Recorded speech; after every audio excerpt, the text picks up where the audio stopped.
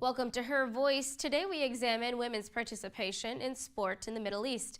The 2012 Olympics certainly put a spotlight on the region, but are more doors opening for females? My guests today include Alia Abutaya, an award-winning equestrian rider from Saudi Arabia, Nicole Matuska, a women's sport researcher, and Ahlam Akram, a human rights campaigner. First, we are joined by Alia.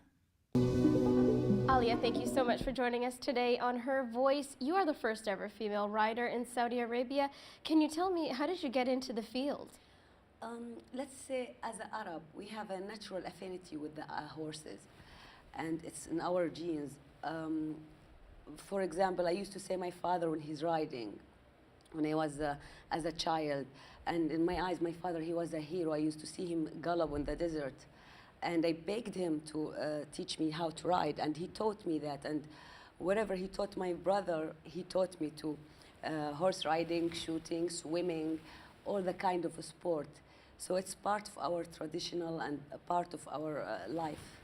How did your community react to you taking part in horse riding? To be honest with you, the public reaction toward a woman riding horses in a dominated male racing. It was aggressive in the beginning.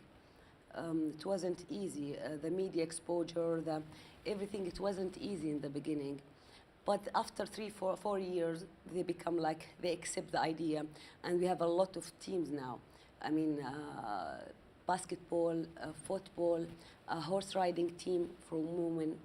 And yeah, it will change. We've heard a lot of attention being put on Saudi Arabia, especially in light of the Olympics last year. Can you tell me what you think of more women vying to compete for Saudi Arabia at the international level? What do you...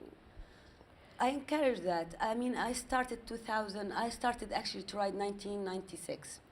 And started writing in public and under the media spotlight 2005. And our team, I make the team 2007, a women team, and it was a woman horse riding. So I think after 2007, a lot of women, they competing in the basketball and the football, horse riding too. I think women need encourage and support from the government to compete globally, you know. Okay. Now, Saudi Arabia does not have the best reputation in terms of allowing women to take part in recreational activities. What would you like to see happen? You said you want the government to create more opportunities. Can you be more specific? Actually, it should be start from the school, teaching the young generation, young girls, and make them believe the sport is kind of the part of our life and part from the human being life to be healthy and to give for the society too. And if they started like this, plus supporting on the government team, as I told you before, allow the women, they shouldn't put a lot of conditions, very hard conditions for women to compete, and allow them to be a part of the country's team to represent Saudi Arabia. Now, some critics of the Saudi Arabian government say that the fact that women are not able to freely access recreational opportunities reflects badly on the government's treatment of women in terms of their rights as a whole. What do you say to that? Do you agree? What I'm saying is it's depends on the woman in the end. It's not in the government hands, it's not in the men's society, as we say, it's a woman's hands. And they should believe in themselves in the beginning. I believe in myself, I start my sport, my family support me, and I get influenced by a lot of girls following my step and become a rider and do sport. I think it should come from the women first, then the government. They should support us by a law to protect our rights. And then the public will understand and respect women in the sport or in the society doing some sports. Okay, so do you believe that a woman today, perhaps maybe a middle-income family with a young girl who wants to pursue, be a rider like yourself, could she have a career in this long term? That's exactly what I'm saying. Our government they spend a lot of money for the sport and supporting a man. If they just allow the women, we will have a great rider as a female rider. I mean, horse riding is very expensive sport. It's not cheap. But if the government supporting and accepting girls to be a part of the team, it will be easy for them and they can compete and, make a difference. Do you think that is possible in the next 5, 10 years? I think, yeah, we moved a lot. We moved a lot. We improved our, the way how we look to the women in the sport. It's improved a lot the last couple of years. Okay, great. Well, thank you so much for joining us today, Alia. Thank you so much for having me. Coming up on the show, the 2012 Olympics were called a major milestone for women's participation in sports in the Middle East. But is that truly the case? Well, we hear from two experts. Welcome back to the show. I'm now joined by two lovely ladies. I have Ahlam Akram. She is a writer as well as a human rights campaigner based in London. Thank you so much. Thank you. Thank you for inviting me. You're welcome. And on Skype, we have Nicole Matuska. She is a women's sport researcher based in Casablanca, Morocco. Thank you, Nicole. My pleasure. Okay, ladies, the 2012 London Olympics were really represented as a major moment in terms of milestones for women's participation in sport. We saw Saudi Arabia, Qatar, as well as Brunei bring in women. In total, I think there are about 204 participating countries with females. Does that really make a difference in terms of women's involvement and advancement in sport? Well, that depends on the rulers of that part of the world if they want to include women. There has been positive changes in Saudi Arabia recently by the order of the king, which is, but unfortunately it's a very minor step so far, because it's not only the cultural background again does not accept women as such to participate. But the positive part of it, which I admire so much, is that the FIFA has to change two rules in that in those Olympics. The first rule is that to encourage women, they accepted their participation with hijab, and I admired so much the applause the Saudi young girl who participated, she got from the audience when she fell on the ground. Although the poor thing, she was more concerned about her hijab rather than her failure or loss of the game. It's not a failure, it's a loss of the game. But still, the Western attitude was very encouraging and positive, and it's a good sign. Nicole, symbolically, do you think that was a major step for women in the Middle East? Yeah, I think it was a huge step for women, and I completely agree with Ahlam that it often depends on the rulers of these countries and the laws they put in place. But I think there were two really important successes from the event, and one was the incredible international community, the mobilization of the international community coming out and really putting pressure on Saudi Arabia, the International Olympic Committee, other federations, putting pressure on them to include women in the Olympic Games, which I thought was incredible and really did a lot. And the second success, I think, is the role models. A lot of places in the Middle East, a lot of countries are lacking really strong female sports role models. And so just getting more females out there on TV, in the media, being talked about, I think is a huge success for a lot of these countries. Maybe not at the government level, although it could put pressure on governments to change, but more at a grassroots level, and which is sort of the level I work at most. You really see changes in communities' perceptions when they see more women on TV. Succeeding in sports, especially international competitions. Nicole, speaking to that, you have traveled extensively across the Middle East. In Morocco, what did you see women in terms of their ambition to take part in sports and recreational activities? I mean, again, I work at a really grassroots level here, so I can't really speak on the elite level of women trying to participate in Olympic events, but at a grassroots level, I mean, sports is becoming more and more popular. Girls, especially at a young age, are entering, whether it's football or karate or judo or volleyball at a younger and younger age, and the infrastructure is slowly being built. So Morocco is in a sense lucky in that that they have that infrastructure and the government is supporting it at a grassroots level. The difficulties come as they get older and as they start to get married and continue their education. That's where some of the biggest barriers are for women in Morocco, at least, and in a lot of countries in the Middle East, just sports is not seen as something that is compatible with marriage, a family, or with higher education for a lot of families. Well, actually, the positive thing is that came out of the Arab Spring in Egypt, that a lot of girls have been enrolled to take some boxing, I mean, self-defense mechanism, Right. particularly as a result of some of the sexual harassment and incident that took places. So again, women are trying to stand up and emphasize their right and equality in every possible way. I mean, although it's not, but at least they're learning judos, they're taking boxing, they're taking other forms of sports. You hear about women not being able to pursue these opportunities. What do you say to that? Well, look, you cannot generalize the Middle East as a one entity. It is a different progress Right. for women from one area to the other.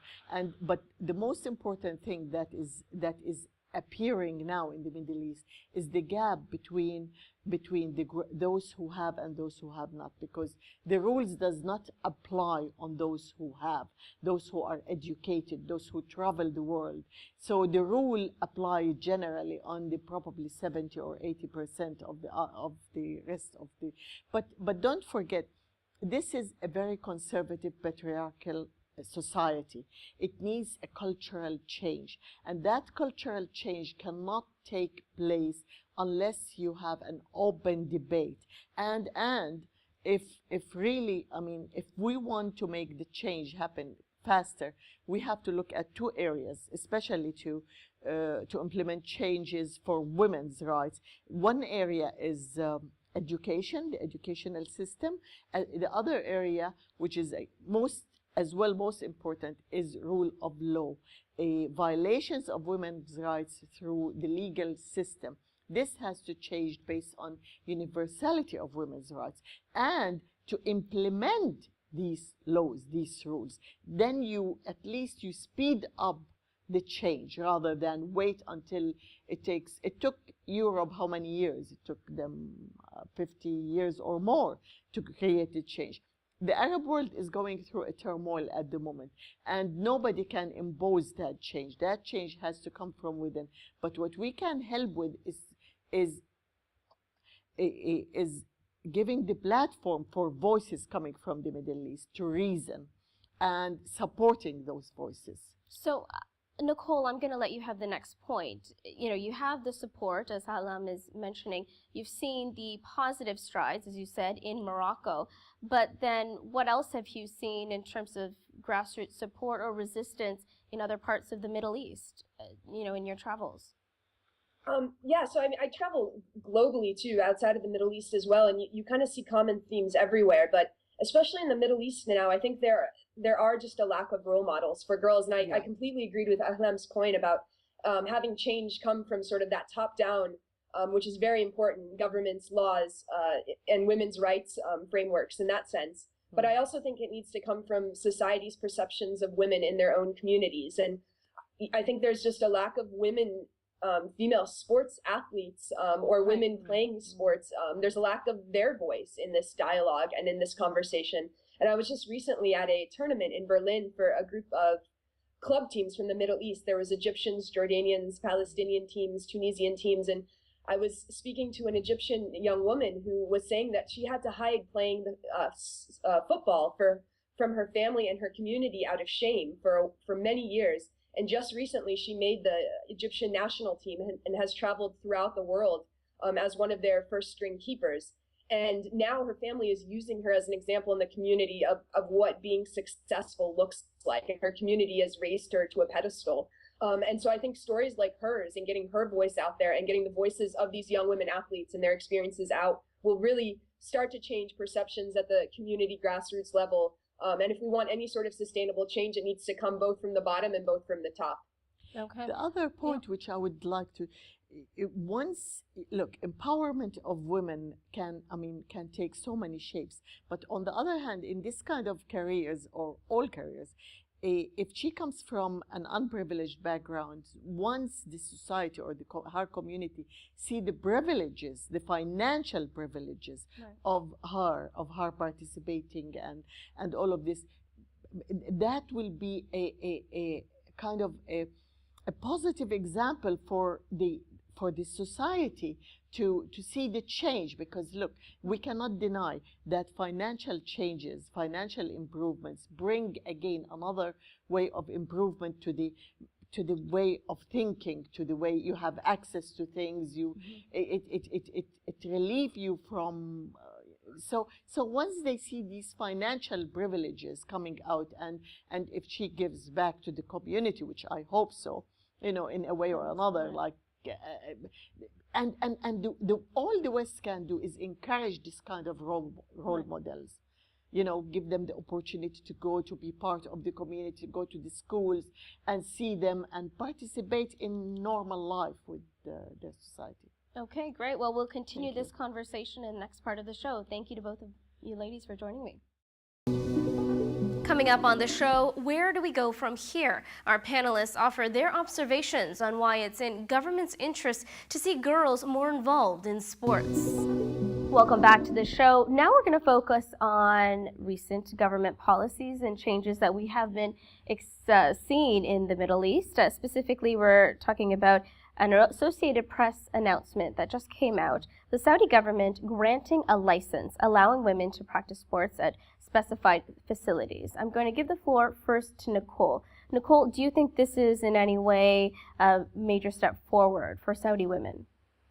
Yeah, I mean, it's obviously a huge step forward in many ways, I think, for women in the country. And, depending on what type of women will have access to the center, how many more centers will be open is left to be seen. But I think the fact that there will be a center open that specifically is designated for women's sports, and it's called out as sports and not as a health center, I think is a huge step forward in acknowledging that women have that human right to participate in sports just like men do. And it's on their own terms. And even if it's away from other men, I think it's a huge step forward for women just from a human rights standpoint.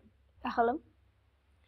Well, in a country that a woman cannot get out of the country without her husband or her guardian permission, it's a one step forward. But there are so many steps to be taken.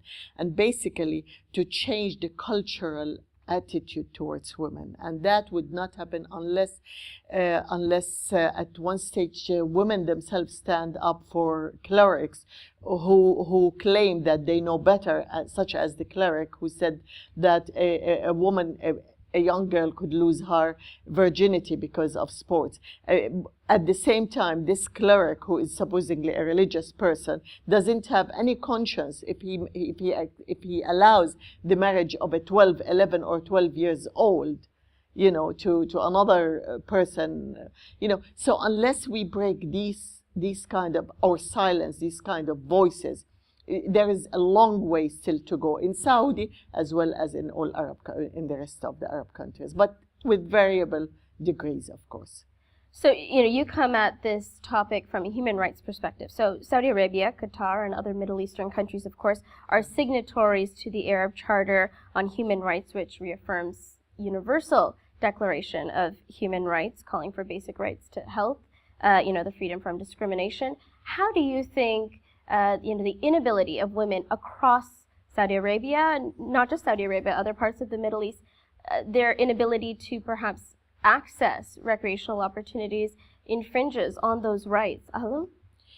Well, if you look at a country such as Lebanon, which seems to be the most advanced or progress in women's rights and so on, and yet religious clerics try to interfere to stop a law that criminalize violence against women after a Lebanese woman has died, as a result of her husband beating her up. So you can imagine there is violation, although these countries are signatory, but yet there is violations for women's rights within the community and society. And basically it is this silent culture that we should we shouldn't put our dirty linen on the ropes, and the absence of centers that can accommodate women in these kind of situations. So there is a long way to go, a long way to go. Perhaps sports is one game, but there is so many others that women themselves have to struggle, and we in the West, particularly women of Arab origins, we have to stand up firmly and support what they want, their rights. Nicole, do you think the way forward is to institutionalize opportunities? For instance, having girls participate in sports, as children, and then allowing them access later on. You've seen a positive example in Casablanca. Tell me, what else do you think needs to happen? Yeah, definitely. I mean, there's lots of positive examples, but I think also I agree with Ahlam, there's a long way to go. And here in Morocco, you see it between classes, especially. There aren't as many religious authorities denouncing girls' rights to play sport. That isn't a huge major issue in Morocco, but the issue comes down to space, especially women in lower income or lower economic classes aren't as free to just go and run or play outside or do a sport outside in public areas as maybe women in the upper classes of Morocco are. So that lack of a government infrastructure that allows them a safe place to play, to do aerobics, to do karate, to play football, whatever sport they choose, just doesn't exist, and that's keeping women from playing in those areas. It's not allowing them to partake in sort of that fundamental right that they have, which is to be healthy in their bodies and their minds, and to play and engage in sports. So, both of you are talking about these changes that you want to see happen, but how long do you think it's going to really take? I mean, we're seeing countries that went through revolutions a couple of years ago still working through their constitutional changes. There's no agreement on that. How long? Well, that depends actually at the moment. I think Egypt, what's happening in Egypt will be the determining factor for the rest of the Arab world, because we cannot deny Egypt's influence on the region, on all the on the rest of the region. So it depends if the new government can stand out, if the people comes out accepting the change of constitution to go with along with fundamental universal human rights or not, and it might take a year, it might take 10 years, but at the moment there is no doubt there is a turmoil, a darkness of thought in the Arab world that is spreading, and I hope it will be stopped soon, and nobody can determine. Nicole, what do you think? How long? Yeah, again, like Ahlam said, it's really hard to tell. There's a lot of turmoil going on in the region. A lot of people are being taken away from their daily lives and fighting for larger struggles, and I think women's voices get muffled in that. And just my interaction with young women athletes from these countries, I've seen a lot of positive things, but I've also seen a lot of the struggles they've gone through. And if you ask them how long this changes, we're going to need to see this change, they're definitely positive about it because they've seen where they came from and they see where they've ended up now. And they're able to, some of these women are able to travel and represent their countries in tournaments abroad. Some of them are able to go back into their communities and be heroes. So I think, as much as there is sort of this higher political level of, a barrier that exists, I think there's also a lot of grassroots successes that, we can celebrate and that we can build off of each other to create a true grassroots movement to include women's voices in sports. We need to build on positive examples and in a way try to analyze and debate over the other negative ones, and we need voices from that region to come, and especially from men. Without men standing with women's rights and equality, we cannot create a change, a healthy society. It starts from home, and it's men as well, as much as it's men's responsibility as much as it is women as well. Now, whether you're speaking about Saudi Arabia or you're speaking about any country in the Middle East, we have heard male and female ministers talk about how they want to see these changes happen, perhaps not as quickly as people would hope, but having them speak up, these public pronouncements, are they positive signs? for you? It is positive, but the most important thing in that part of the world is to address a crucial issues in the society, which is unemployment, creating jobs, creating equality through these jobs, empowering women. Okay, So, great. Well, thank you to both of you for joining me today on Her Voice. thank you so much. Thank you. Thank you to all of my guests today. Are you a woman involved in sports and want to share your story? Get in touch at levant.tv. Have a great day.